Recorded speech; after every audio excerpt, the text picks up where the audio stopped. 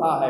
तो राष्ट्रीय विकास परिषद की भी अध्यक्षता प्रधानमंत्री के द्वारा की जाती है, जिसमें समस्त राज्यों के मुख्यमंत्री और केंद्रीय पदाधिकारी या मंत्रिमंडल के वरिष्ठ सहयोगी आदि और योजना आयोग के सदस्य उपाध्यक्ष आदि सम्मिलित रहते हैं की अध्यक्षता प्रधानमंत्री के द्वारा की जाती है। जो देश के समग्र विकास की जो योजनाएं बनाई जाती हैं नीति आयोग या पूर्व में योजना आयोग के द्वारा, उस पर प्रधानमंत्री का पूर्ण नियंत्रण रहता है। और चाहे पंचवर्षीय योजनाएं हो या विकास की या महत्वाकांक्षी अन्य योजनाएं हो, एक प्रकार से प्रधानमंत्री की नीतियों का ही विस्तार है और एक प्रकार से प्रधानमंत्री के द्वारा ही नीति आयोग या योजना आयोग की जो अध्यक्षता की जाती है, उसके कारण उनकी शक्तियों में व्यापक अभिवृद्धि हुई है।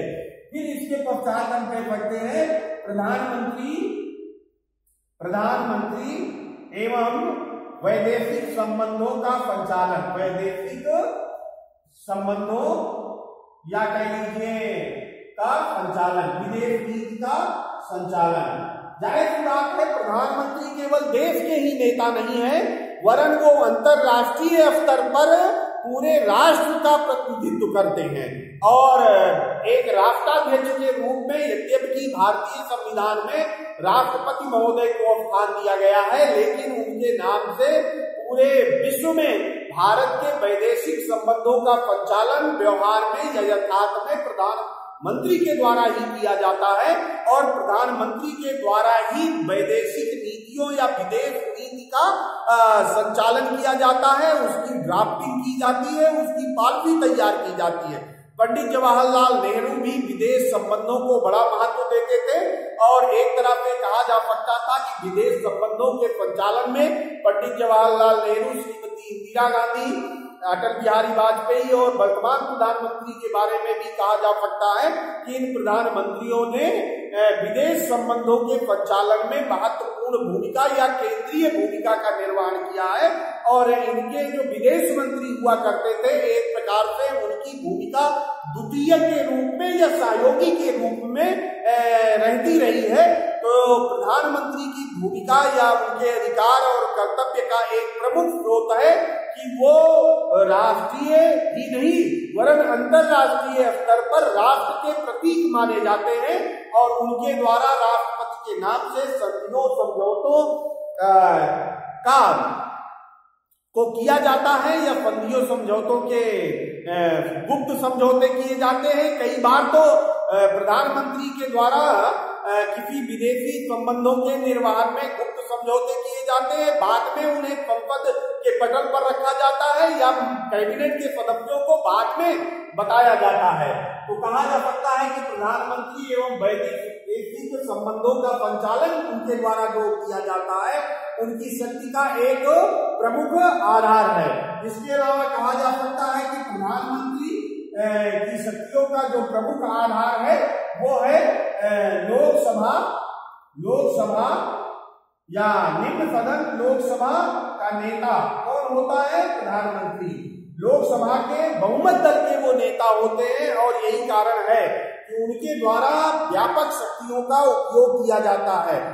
लोकसभा के वो नेता हैं और एक तरह से संसद के नेता हैं, देश के नेता हैं, एक तरह से देश के वो प्रवक्ता हैं या कह लीजिए देश की विचारधारा को पूरे विश्व समुदाय के समक्ष रखने वाले मूर्ति के रूप में प्रधानमंत्री की पहचान होती है।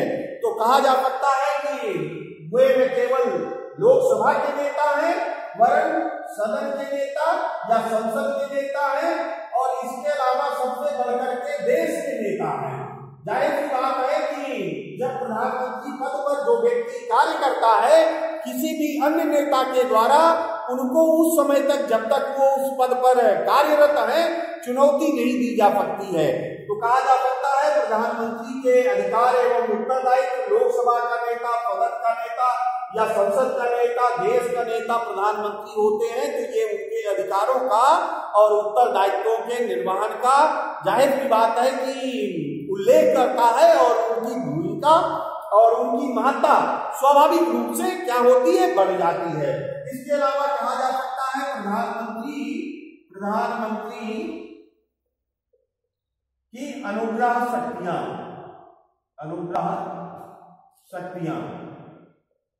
जाहिर सी बात है कि भारतीय संविधान द्वारा प्रधानमंत्री को जो राष्ट्रपति को परामर्श दिए जाने का अधिकार प्राप्त हुआ है, ये अधिकार उनकी शक्तियों में इतनी ज्यादा अभिवृद्धि कर देता है कि कई प्रकार की अनुग्रह शक्तियां उनको प्राप्त हो जाती है। उदाहरण के लिए कैबिनेट के सदस्यों को शपथ दिलाना या उन्हें मंत्रिमंडल में शामिल करना। इसके अलावा देश के जितने भी प्रमुख पदाधिकारी हैं, राज्यपाल की नियुक्ति में, यहाँ तक कि सुप्रीम कोर्ट के विभिन्न न्यायाधीशों की नियुक्ति में, योजना आयोग के सदस्यों की नियुक्ति में, संघ लोक सेवा आयोग या वित्त आयोग की नियुक्ति में, केंद्रीय लेखा महापरीक्षक या अन्य जितने भी पदाधिकारी हैं की नियुक्ति में प्रधानमंत्री की भूमिका जो होती है वो अद्वितीय होती है।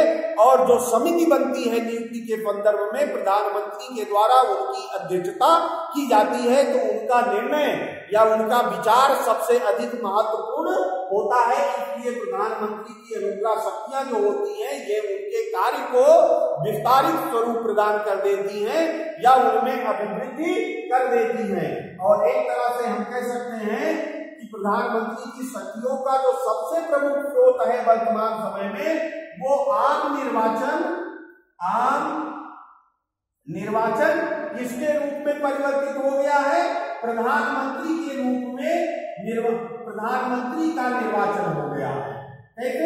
जैसे वर्तमान समय में और भारतवर्ष में आजादी के पश्चात ये कहा जाता रहा है कि दल के नेताओं का या संसदीय प्रतिनिधित्व करने वाले सांसदों का निर्वाचन नहीं है, वरन प्रधानमंत्री का निर्वाचन है।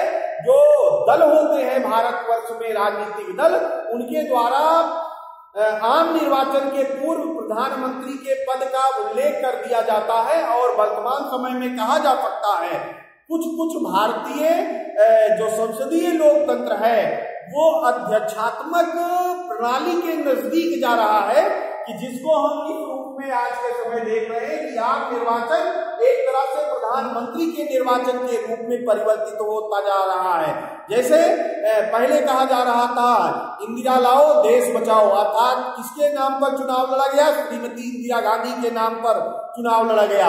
इसी तरह से एक समय देश में कहा गया कि वोट अटल को वोट कमल को। कहने का मतलब ये है कि अटल जी का निर्वाचन किया जा रहा है, इंदिरा गांधी का निर्वाचन किया जा रहा है। यही बात पंडित जवाहरलाल नेहरू के संदर्भ में लागू होती थी कि पूरे देश में अन्य जो उम्मीदवार होते थे उनके दल के, उनके ऊपर ध्यान न दिए जा करके प्रधानमंत्री पद पर किसकी नियुक्ति होनी है या नेतृत्व कौन करेंगे, उनके आधार पर बाकी सदस्यों का चुनाव किया जाता। जाहिर सी बात है कि प्रधानमंत्री के नाम पर यदि चुनाव लड़ा गया है और बहुमत प्राप्त हुआ है लोकसभा में, तो प्रधानमंत्री के अधिकारों में स्वतः ही वृद्धि हो जाती है। प्रधानमंत्री के पद पर बैठने वाले व्यक्ति के द्वारा व्यक्तित्व के अनुसार कुछ अधिकार और उत्तरदायित्व समय समय के साथ परिवर्तित होते रहते हैं। और वो इस संदर्भ में परिवर्तित होते रहते हैं कि प्रधानमंत्री को अपने दल में कितना अधिक विश्वास प्राप्त है या उनके नेतृत्व में उनके दल के जो अन्य सदस्य हैं या अन्य राजनेता हैं, उनके सहयोगी हैं, वो कितना विश्वास करते हैं, कितना उनके नेतृत्व को स्वीकार करते हैं। और दूसरे जो आम निर्वाचन में प्रधानमंत्री का चयन हुआ था उनके नाम पर कितने मत प्रतिशत या कितने लोगों ने मत दिया, जनमानस में उनकी कितनी स्वीकृति है, उनके द्वारा कही गई बात का या उनकी अपील का जनता के ऊपर कितना प्रभाव पड़ता है, इसके आधार पर प्रधानमंत्री की शक्तियों में परिवर्तन होता रहता है। या कह लीजिए कि कभी कभी वो बढ़ जाती हैं और कभी कभी घटते हुए स्वरूप में दिखाई देती हैं।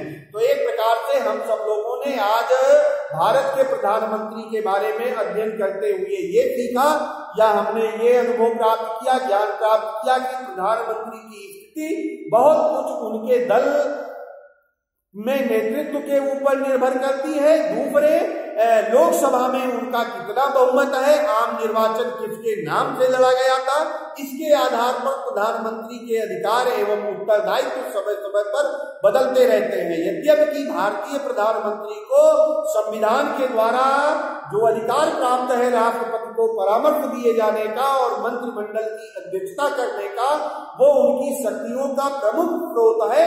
और दूसरा, अन्य कोई प्रधानमंत्री के अधिकारों की बराबरी या उनके अधिकारों के साथ तुलना करने की बात सोच भी नहीं सकता। भारतीय प्रधानमंत्री को एक और अधिकार जो प्राप्त है राज्यों के बारे में, और राज्यों के बारे में उदाहरण के लिए हम कह सकते हैं संयुक्त राज्य अमेरिका में संघात्मक व्यवस्था लागू है, वहां पर राज्यों को अधिक अधिकार प्राप्त है, लेकिन भारतीय संघ जो है वो एकात्मकता की ओर झुका हुआ है। तो केंद्र की भूमिका जो है वो महत्वपूर्ण है। राज्यों के बीच में जो करों का बंटवारा है वो वित्त आयोग के माध्यम से किया जाता है, और वित्त आयोग का गठन राष्ट्रपति के द्वारा प्रधानमंत्री की इच्छा अनुसार किया जाता है, और राज्यपालों की नियुक्ति भारतवर्ष में प्रधानमंत्री की सिफारिश पर राष्ट्रपति के द्वारा की जाती है। तो एक प्रकार से हम कह सकते हैं राज्यों के मामले में तो राष्ट्रपति, अमेरिकी राष्ट्रपति की अपेक्षा भारतीय प्रधानमंत्री की भूमिका अधिक शक्तिशाली दिखाई देती है। तो एक प्रकार से हम सब लोग ये आज हमने ये सीखा और ये देखा कि भारतीय संविधान द्वारा प्रधानमंत्री को व्यापक शक्तियां और अधिकार प्रदान किए गए हैं, जिसका उत्तरदायित्व प्रधानमंत्री के द्वारा अपने व्यक्तित्व या अपनी कार्य क्षमता के द्वारा किया जाता है। और प्रधानमंत्री या राष्ट्रपति का जो पद होता है ये समय के अनुरूप, परिस्थितियों के अनुरूप व्यक्ति के द्वारा परिवर्तित भी होता रहता है, और किस प्रकार के व्यक्तित्व के द्वारा उस समय प्रधानमंत्री के रूप में अपने कर्तव्यों का निर्वहन किया जा रहा है, उनके अनुसार थोड़ा बहुत परिवर्तन भी हमको दिखाई देता है।